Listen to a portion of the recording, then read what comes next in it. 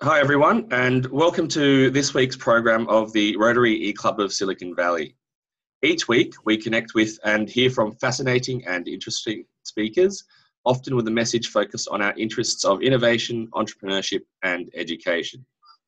As a Rotary Club, we look forward to hearing from these speakers on programs that might foster new approaches to improving communities near and far.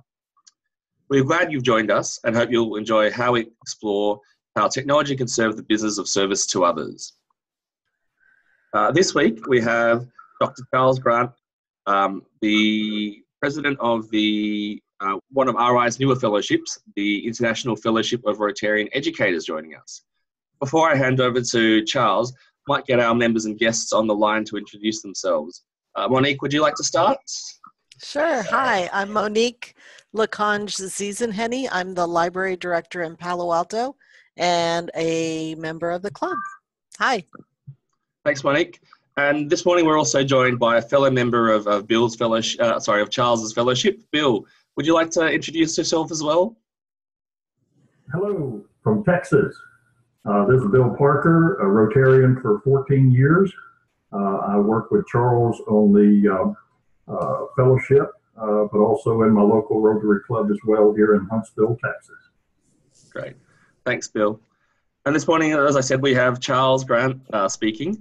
Charles will be talking to us about the fellowship and who and why Rotarians, family members of Rotarians, Rotaractors, alumni and program participants should become members of the fellowship. Charles is based out of Texas and he has over 35 years in education, including 10 years as a public school as a classroom teacher and an assistant principal, 25 years in community college education, and he served as an instructor of management development, a director of continuing education, a dean of continuing education, and vice president of instruction and president for 10 years. In terms of Rotary, he's also a past president of North Shore Rotary Club, past assistant governor of Rotary District 5890, District 5890 Rotaract Chair for 5 years, and he's also served as a sponsor of the San Jose College North Rotaract Club for 25 years. He's also a past chair of the RI Worldwide Rotaract Committee and the founding chair of the International Fellowship of Rotarian Educators.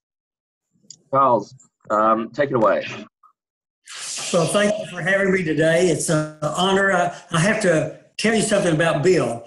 You know, Bill was in my Rotary Club in Houston for a long, long time. Did we just lose you? Oh, no, I'm still here. I'll just go on mute while you speak, just to prevent any distractions or noise coming on the. Okay. I just saw the screen go blank. Yeah, Charles, I'm mute. So Okay. that, when I sneeze, you don't hear me. All right. Okay. So anyway, I was going to tell you about Bill. There he is. He moved from Houston to Huntsville, Texas. Now, Huntsville, Texas is where the state prison is. So you can see from the background that he's out of his cell today and isn't in prison. He's actually in the office. That's why he has a big smile on his face. Yeah. He's reprieved today. Now, Bill and I have been involved with the International Fellowship of Rotarian Educators for just a little longer than a year and a half. The way this got started, the June issue of the Rotarian in the U.S., I don't know when it comes out, it's called the Rotary Down Under, I believe, in Australia. Isn't that correct? Yep. So we have the Rotary magazine here. That's done by Rotary Down Under. It's great. It covers a lot about both RI stories, but also local Rotary stories. Okay, so I'm going to, first of all, I'm going to speak slowly. So I don't speak English, I speak Texan. So you time understanding me, I understand that. Yeah. So I'll speak slowly. Anyway, the June issue of the Rotarian lists the fellowships because June is fellowship month. And so I'm just looking through, I had never really heard of a fellowship, to tell you the truth. And I'm just flipping through the book, the magazine, and I got to the page that said fellowships. And so I looked down, and there was about 64 or 5 at the time. And I'm looking for education because that's what I have done and do. And there wasn't one. So I said to myself, well, this must be a partial list. I'll just go on the RI website. So I go to the website and basically it's the same list. So the next day I called RI in Evanston in Illinois and said, okay, I'm interested in fellowships. I don't know anything about them, but I noticed there's not one for education. Why isn't it? And they said, well, no one's ever made an application for one. Well, that got me going. And so it's really not really a hard process, but kind of a long process to become a fellowship. You have to do an application. You have to have something like 15 members from 3 countries. And so that's the hardest part, is just to get the connections, because I didn't really, I knew some people in Mexico and a couple in Germany, and one of the first members was actually from Australia, from Sydney. So you have to do this paperwork to send into RI. Now, the problem is if you get rejected, you have to wait 2 years before you're able to reapply. So I wanted it done right the first time. So long story short, we did the application, and a fellowship, as you know, as you mentioned, can be Rotarians, family members of Rotarians, Rotaractors, or alumni from, like a GSC team, let's say, or any foundation alumni. So we filled out the application and had, instead of 3 countries, I think we had, Bill, I believe we had 7 countries. So we had 29 members from 7 countries, and we got approved. Now, let's talk about that's fellowships in general. The International Fellowship of Rotarian Educators is a fellowship, but here's the key. You don't have to be an educator or be in the field of education to become a member. You just have to have an interest in or a passion for education.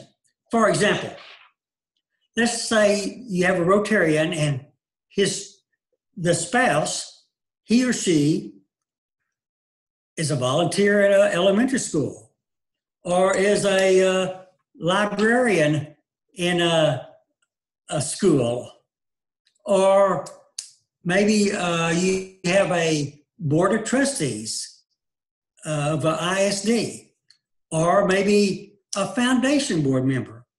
In other words, people that are doing those things have an interest in education. In fact, I don't know of any Rotarian that doesn't believe in education. All the clubs I'm familiar with promote education. My Rotary Club gives a lot of scholarship money. We do things with FFA, Future Farmers of America. We buy animals and support their projects. A lot of us do RILA and send students to RILA. So we all support education. So this fellowship is for those who are interested or have a passion for education. Now, we're so new, we really haven't, and that's what Bill and I have been discussing, we haven't really gotten down to a project of our own. We are collaborating with the free reading program, and you can find their website on our website. And I don't know if I sent you the website or not, but it's rotaryeducators.org, www.rotaryeducators.org. Well, what we'll do is we'll also put a link to your website with the recording as well, so if anyone's interested in Great, that'll work. But the free reading program is an online literacy program, interactive literacy program for students kindergarten age through grade level 6. And I think it's fabulous. It's out of Canada. I met them at the Atlanta convention last year, at the RI convention in Atlanta.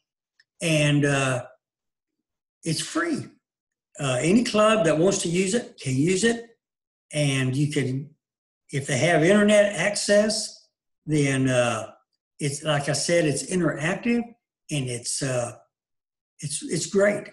But Bill and I, what we've been discussing, and Bill, feel free to jump in here. We're at that point now where we've got members from how many countries, Bill? Did we just say? I think about 16 or 17 countries.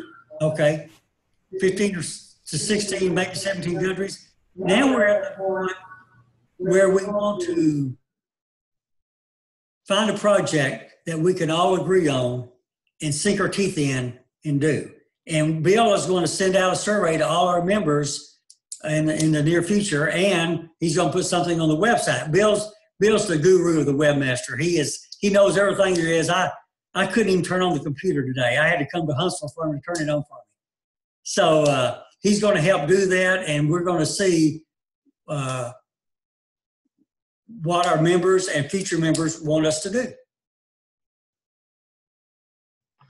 That's great. How do you engage with your members now? So I think similarly to almost like our e-club, we have members all around the world. And so we use both a range of different tools. So our recordings are pre-recorded and are made available on our website. We have discussion boards on our website. We also use things like Facebook groups as well. How do you connect and engage with your members and communicate with them? We've just been sending out email blasts to them. Bill, you might want to hop in here and tell them what you think we're going to be doing in the near future. We're going to do a blog. Yeah, I'm a technology person. I have a business here in Huntsville, and I've been in technology for about 30 years. We're going to take advantage of a variety of web and social media connections, YouTube, Facebook, some targeted surveys and emails, pretty much anything we can to get the word out about the fellowship, the goals and objectives, and to help us find that project that we want to sink our teeth into, to give back to others, to follow the Rotary edict of service above self. That's our objective, to help educate somewhere in the world that needs that support and assistance, and we can give it. I think it's great, and with the Rotary Foundation, one of the goals being education and literacy.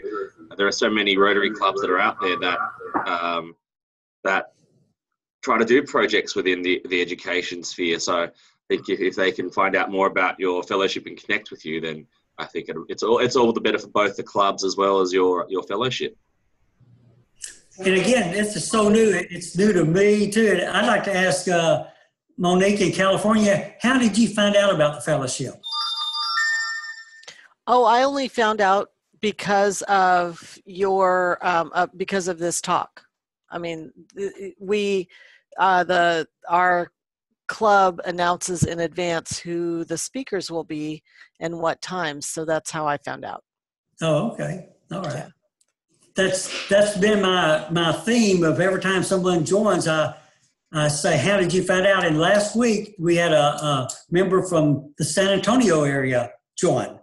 And so I emailed her and said, tell me, how'd you find out? And she said, I saw it on my district website. And I said, my prayers have been answered, because I think that's what we've been wanting to do is network it so that district governors help us promote it. Yeah. I think that's the thing, is there's so many great programs and great initiatives out there and projects within Rotary, but it's really hard to get the word out on them and for people to find out about them. So it's great that the word is spreading.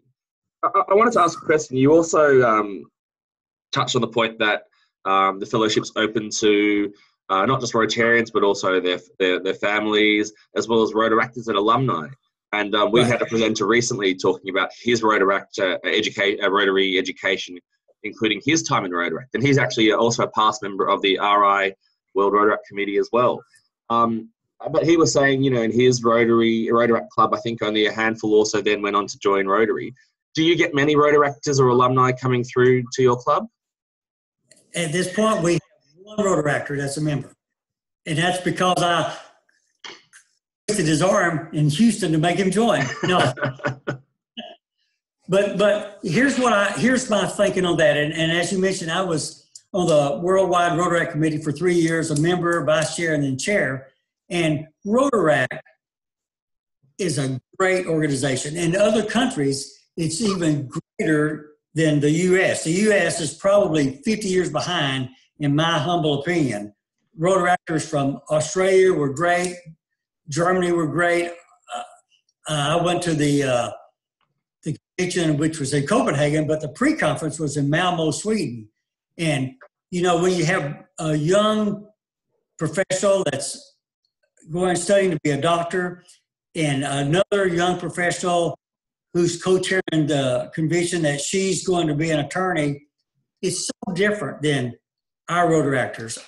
Most Rotaract clubs in America are college-based. And as you mentioned, I'm a community college 25 years and sponsored 25 years at Rotaract. But even as a former college president, I have to say the way to go, in my opinion, is community-based clubs, not college-based clubs. And here's why, especially at community colleges. In community college, I had good years when I had officers who were freshmen in the club and then became officers at their sophomore. I had bad years when I had to start over every year. And with community college, you rotate almost every 2 years, you got a different group. It's a little bit better at universities, clubs, because they're there for 4 years. But I helped start a community-based club called the Dorfville Area Rotary Club. And I started it by going to clubs and saying to Rotarians, you know, I am sure that you have a Rotarian, a young person, age 18 to 30, working that would make a good Rotarian someday. We need to make that person a Rotaractor. I started the club with 28 people. Now, the requirement used to be 15 for Rotaract, and we would even slide on that. If we had 10 or 12, we'd start one. But the fact is, the community-based clubs are great, and we're all worried about membership in Rotary. My basic theme has been the next wave of membership for Rotary International should be and could be from Rotaractors. But we are not taking Rotaractors and getting them into Rotarian, making them Rotarians. I bet you I don't know the percentage, but I bet you the percentage of Rotaractors that become Rotarian is less than 10%. I think, yeah. So from a statistic I'd seen, I think it was that 2 out of 10 Rotaractors become Rotarians, but of those 2, 1 will drop out within the first year. So close to that. Okay. So we as Rotarians have to do things like, 1, reduce the amount of money that these young people coming in have to pay, because, hey, when I was 30 years old, I couldn't afford to pay not only the initiation fee, I wasn't going to pay $15 for a meal. No, I just couldn't do it. So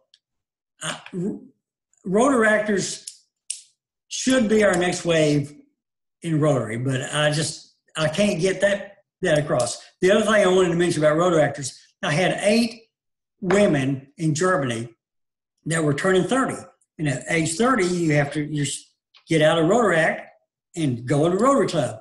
But the sponsoring club in Germany at that time would not let them in because it was an all-men's club.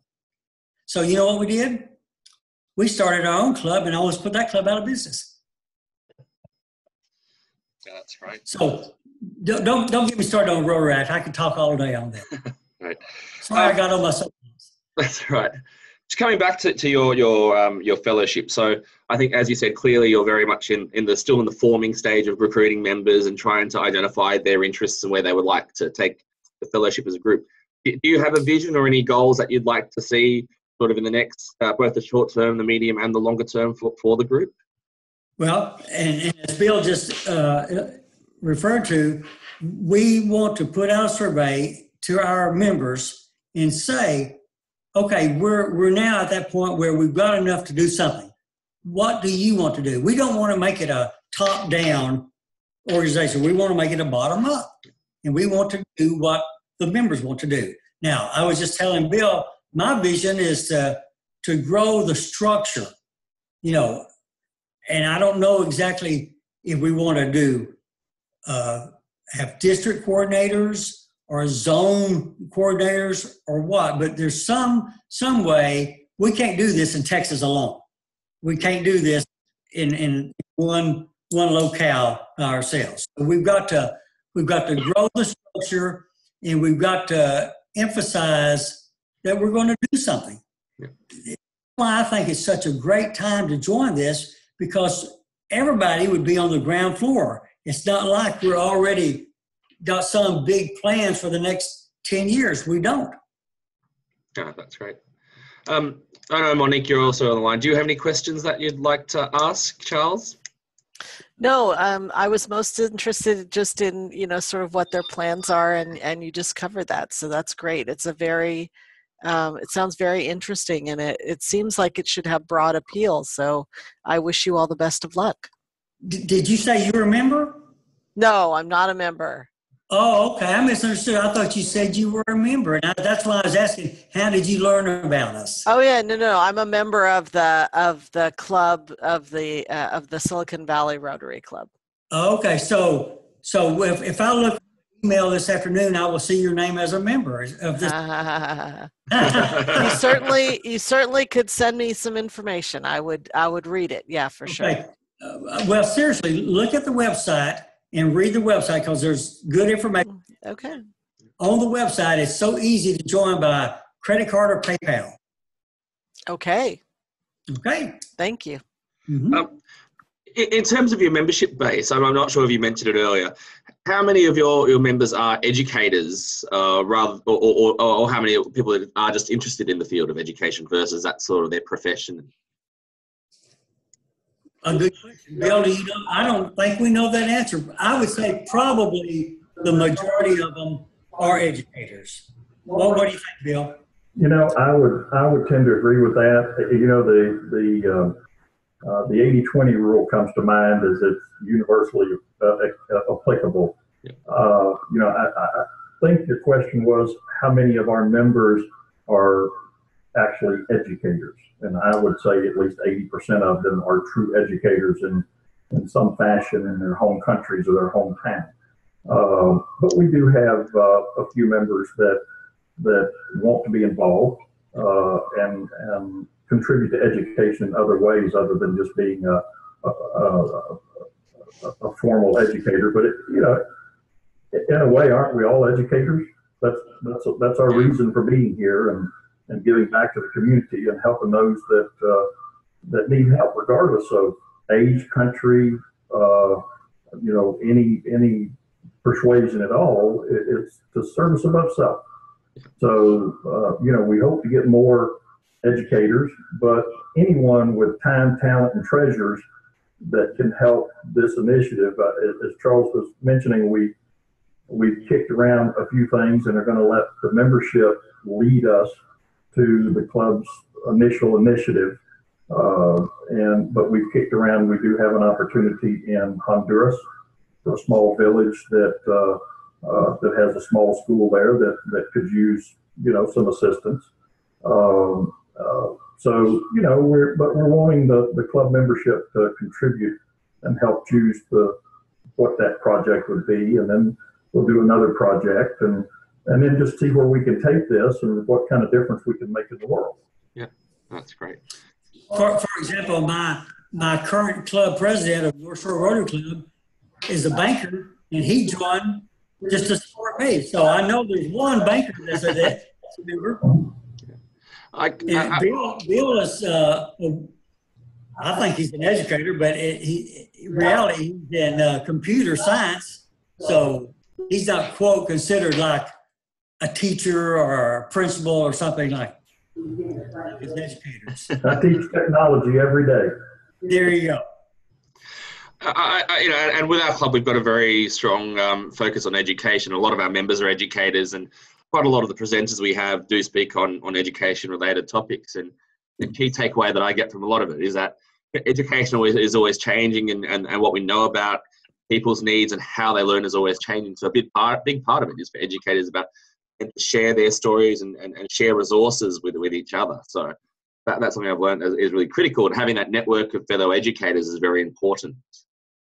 Well, and like you mentioned, that's literacy is part of the goal of Rotary International. And, I guess in the back of my mind,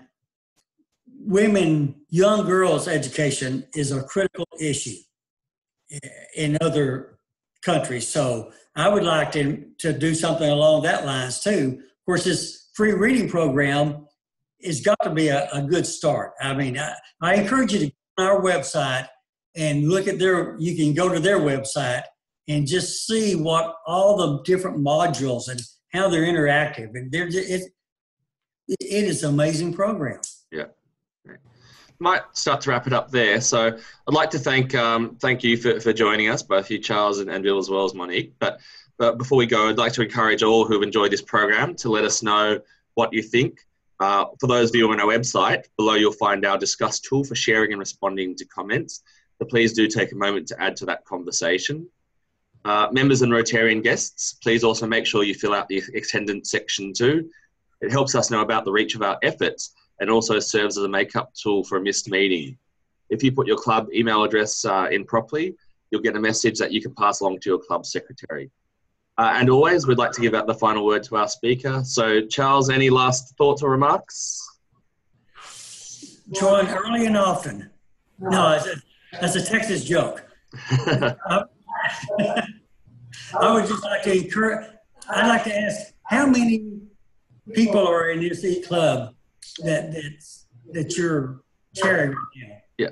So I think we've got just under 40 members at the moment. So, and they're all across the world. We do have a core within California and the Bay Area around San Francisco and Silicon Valley. But we've got members, a couple of us here in Australia, I think 3 of us here. We've got a few members in Japan as well, some I think in South America and Africa as well. So we do have members spread all across the globe. Then my final word would be a plea to all your members to let people know about this fellowship since it's so new, and to show them the website, give them the website address so they can have a chance to look at it. And thank you for having us today. All right, great. And thank you for joining us.